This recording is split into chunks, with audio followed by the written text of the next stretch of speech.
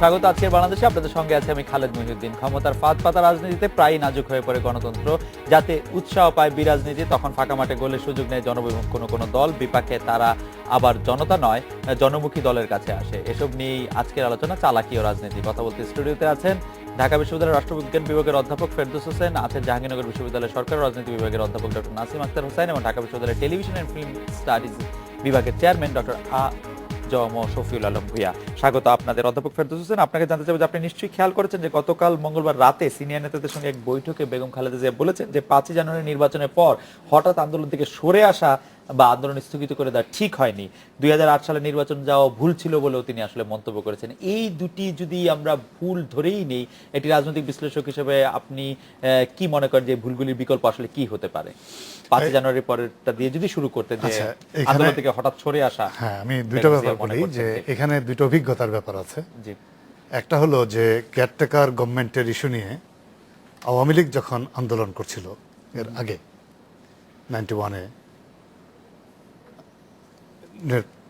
মানে এরশাদের আমলের তো একটা ফেস, মানে বিএনপির সময় যেটা হলো, আপনি লক্ষ্য করবেন যে সেই আন্দোলনে আওয়ামী লীগ কিন্তু আপনার আন্দোলন কন্টিনিউ করেছে তারা, এবং কোনো ব্রেক দেয়নি, এবং তাদের দাবি আদায় করা পর্যন্ত তারা মাঠে ছিল, এবং সবসময় দেখা গেছে যে এটা আওয়ামী লীগ করেছে। এবং এর ফলে রাজনীতির যদি বলেন যে সাকসেস, এই অর্থে যে সেই আন্দোলনের পরবর্তীতে যে নির্বাচন এবং সেই নির্বাচনে বিজয়ী হওয়া বা মানে রাজনীতিতে তাদের অবস্থান সুসংহত করার ক্ষেত্রে এরা সফল হয়েছিল বলে আমি মনে করি।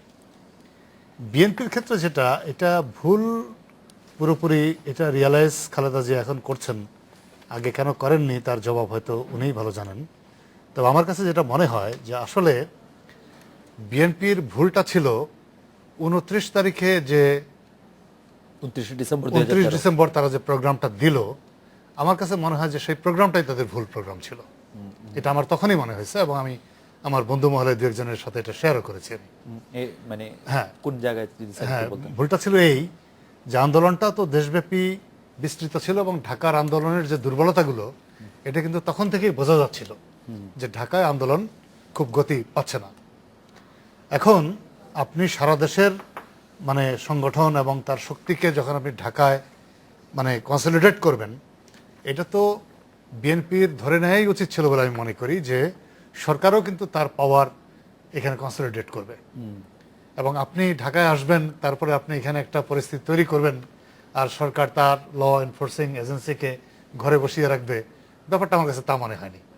আমার কাছে যেটা মনে হয়েছিল যে সরকার তার সব ধরনের মেজার এই ক্ষেত্রে নেবে, এবং সেই ব্যূহ ভেদ করে ঢোকার যে ক্ষমতা, যেটা বলা হয় যে আপনি যখন ডিফেন্সে থাকবেন তখন আপনার যে শক্তি, যখন ওই ব্যূহ ভেদ করে আপনি ঢুকবেন, তখন কিন্তু তার চেয়ে 3 গুণ শক্তি নিয়ে আপনাকে ওই ব্যূহ ভেদ করতে হবে। এটা হচ্ছে ওয়ার স্ট্র্যাটেজি। আমরা এটা এই কি বলে যে যুদ্ধের সময় কনভেনশনাল ওয়ারের ক্ষেত্রে এটা আমরা অনেক সময় শুনি বা জেনে থাকি। এখন বিএনপি ওই পরিমাণের শক্তি নিয়ে আঘাত করার মতো অবস্থায় ছিল ঢাকাতে, আমার কাছে মনে হয়েছে সেটা ছিল। আপনি মনে করছেন যে দুটো জিনিস আপনি বললেন স্যার, এই পর্যায়ে কি স্যার আমরা আপনার কাছে আবার একটু পরে আসি? অধ্যাপক নাসিম আক্তার হোসেন, অধ্যাপক ফেরদৌস হোসেন কিন্তু একদম স্পষ্ট করে তুললেন যে তিনি লাগাতার আন্দোলন করা উচিত ছিল, সেটা আপনি মনে করছেন, এবং ঢাকায় আন্দোলন কেন্দ্রীভূত করাটাকে তিনি আসলে মনে করেন যে খুব বুদ্ধি না। আপনি কি এই প্রসঙ্গে কোনো মন্তব্য করবেন যে 5ই জানুয়ারি পরে এবং 2008 সালের নির্বাচন? ফেরদৌসের কথা শুনতে শুনতে আমার মনে হচ্ছিল যেন যেন রাজনীতি নয়, যুদ্ধক্ষেত্রে সবাই আছে এবং সবাই মুখোমুখি, একদম কন্টেস্টিং পার্টিস। আসলে সেটা কিন্তু রাজনীতি মানে তো আর সেটা নয়। আর সবাই মসনদ সামনে রেখে মসনদে বসার জন্য, এখানে গণতন্ত্রের কোথাও কোনো কিছু দেখতে পাচ্ছি না। এই ধরনের মন্তব্য আমি দেখতে পাচ্ছি না, যেটা আজকে টাইটেল যে চালাকি, রাজনীতির চালাকি। যেহেতু আমরা রাজনীতি পড়াই, সুতরাং এটাকে আমরা গেম হিসাবে অনেক সময় বলি, গেম থিওরি এভাবে দেখতে চাই, কিন্তু সেই গেম থিওরি হলেও সেখানে একেবারে টোটালি আদর্শ বাইরে কোনো কিছু তো করা সম্ভব নয়। আর বিএনপি যদি ভাবে যে 5 জানুয়ারি নির্বাচনের পর লাগাতার আন্দোলনই থাকতে হতো, তাহলে সেই অবস্থাটা কি ছিল কিনা সেটাও তো ভাববার ব্যাপার আছে। কারণ শক্তি ক্ষয়ও তো তাদের হয়েছে, প্রচন্ড লড়াই আমরা দেখেছি রাস্তাঘাটে অবরোধ, লাগাতার অবরোধ, সবকিছু আমরা দেখে ফেলেছি। আমার মনে হয় যে তারা অনেক এক্সস্টেড হয়ে গিয়েছে এবং জনগণের সমর্থন তারা হারিয়েছেন বলে আমি মনে করি।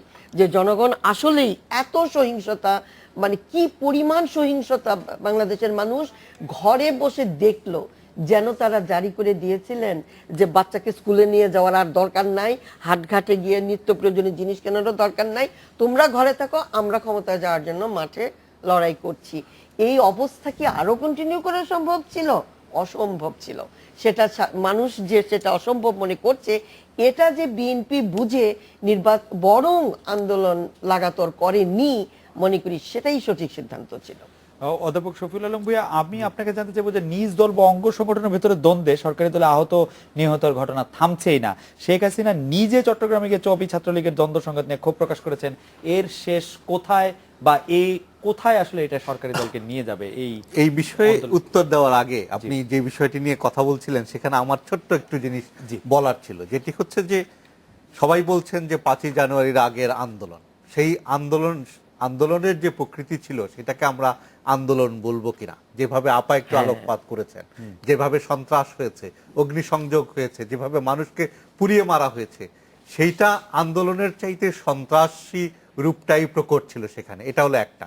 সেই সন্ত্রাসী কর্মকাণ্ডের, বা সেটাকে যদি আমরা আন্দোলনও বলি, সেই আন্দোলনের রাশটা বিএনপির হাতে ছিল কিনা? মোটেও বিএনপির হাতে ছিল না। জামাত হাইজ্যাক করে নিয়েছিল এই যে তৎকালীন আন্দোলন, কারণ জামাতের উদ্দেশ্য ছিল সেটার মধ্য দিয়ে যুদ্ধাপরাধের বিচারকে বানচাল করা।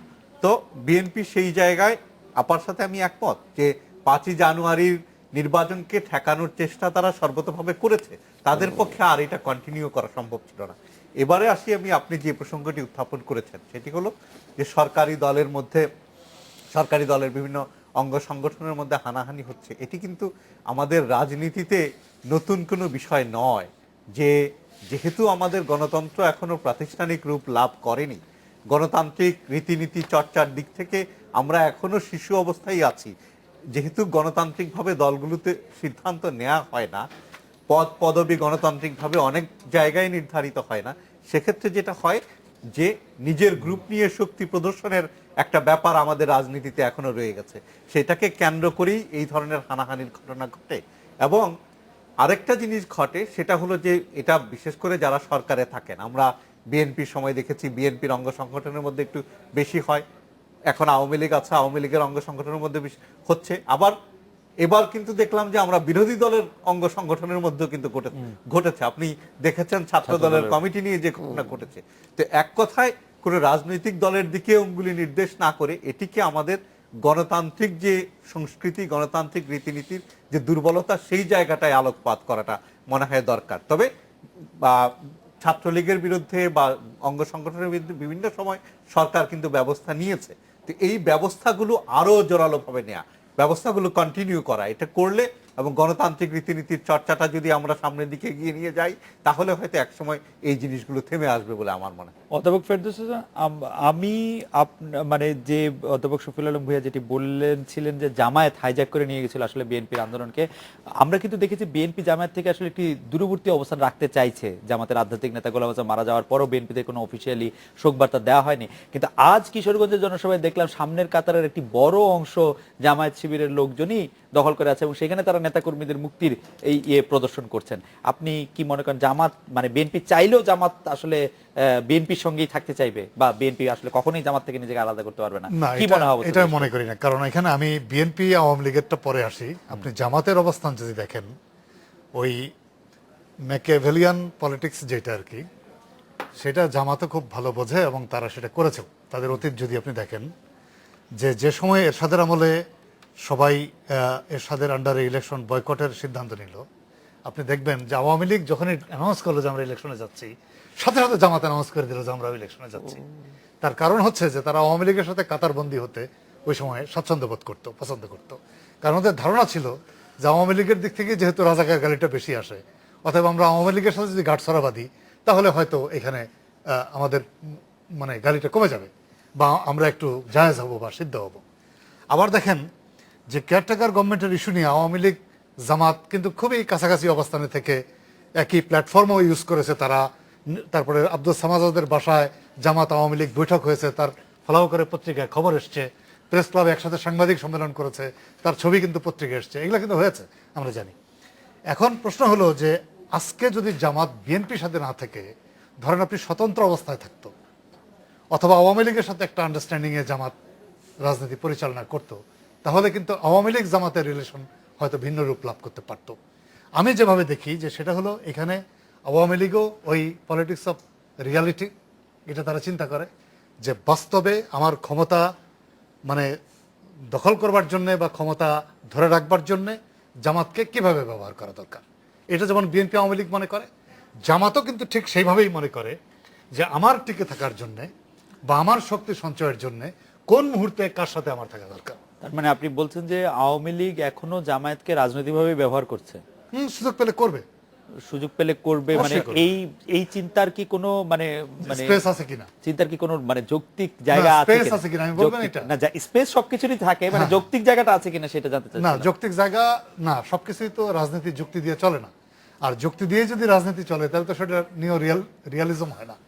আমি যেটা বলছি যে রাজনীতিতে এইখানে যুক্তি, আদর্শ, নীতি, সততা এইটা আমরা- কিন্তু এখন মুখ্য না। আমরা পরবর্তী এখন প্রশ্নে যাওয়ার মুখ্য আগে হচ্ছে realism, power, politics। আপনি যে প্রসঙ্গটি তুলেন সেই ব্যাপারে আমরা সম্মানিত দুই অধ্যাপকের একটু মতামত জেনে নেই।